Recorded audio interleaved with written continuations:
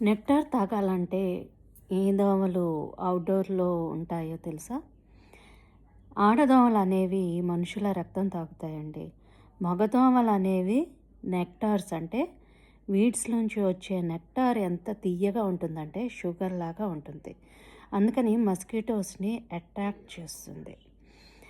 ఆహ్, రాత్రి అయ్యేసరికి బోలెడు దోమలుంటాయి కదా!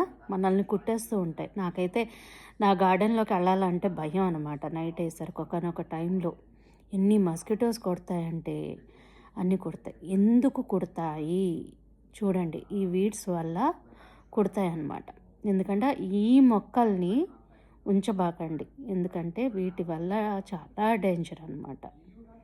ఈ మొక్కలంటే తీసేయడమే.